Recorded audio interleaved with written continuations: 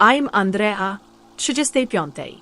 Standing in the grand dining room of my New Hampshire estate, I watch as my family, both by blood and by choice, fills the space with laughter and conversation.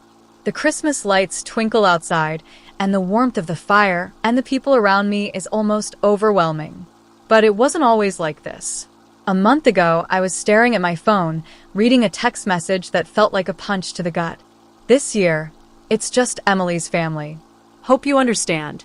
I was supposed to spend Thanksgiving with my parents, but it seemed they only wanted Emily's perfect family at their table. I was one of the 18 family members suddenly uninvited.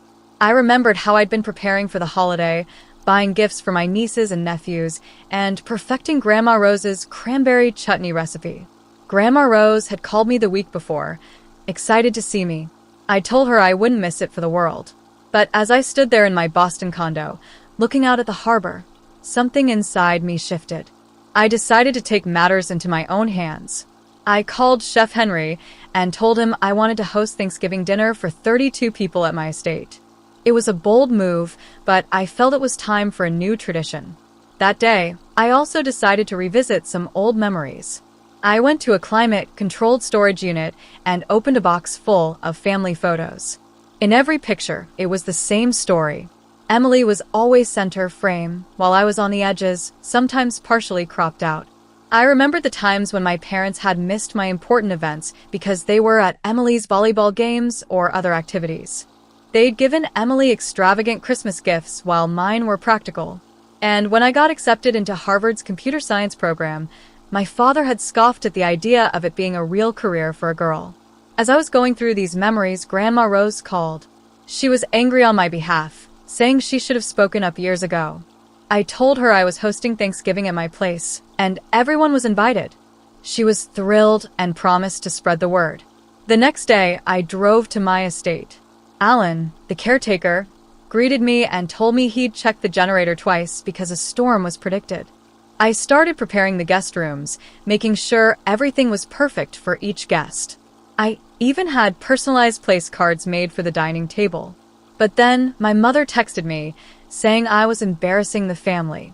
And Emily posted on social media about how blessed she was to celebrate with true family. My father left a voicemail, scolding me for being dramatic. But Derek, my cousin, called to tell me that everyone was more determined than ever to come to my Thanksgiving. When the guests started arriving, it was a beautiful sight. The children were excited, and the house filled with the sounds of laughter and the smell of delicious food. But then, a blizzard hit, and the power went out. Instead of panic, something amazing happened. People started singing, and we found a genuine connection in the candle-lit darkness. When the power came back on, I learned that my parents' neighborhood was without electricity for at least 8 hours, but they had their generator working. They had just 7 people in their big house, while I had 32 warm and fed in mine. After Thanksgiving, my nephew Tyler posted photos of our celebration on social media, and it went viral. My parents' neighbors and friends started asking questions, and the contrast between their small gathering and my big, inclusive one was stark. Then my parents showed up at my door with an old photo album. They tried to act casual, but I knew this visit was calculated.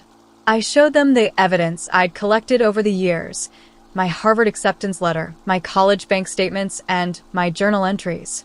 I told them I didn't need their approval anymore, but I did require their respect. Just then, Emily called. She said she'd been jealous of me all these years. She admitted that our parents had pitted us against each other. And Grandma Rose, who had followed my parents, showed up and spoke up about how they'd always diminished my achievements and been absent when I needed them. My mother finally broke down and said she didn't realize. It wasn't an apology yet, but it was the first crack in the wall between us. Now, as I look around at my family during Christmas, I know that being excluded from my parents' table was the push I needed to create something better. Family isn't just about blood. It's about the people who truly value you. And I'm looking forward to making next Thanksgiving even more special.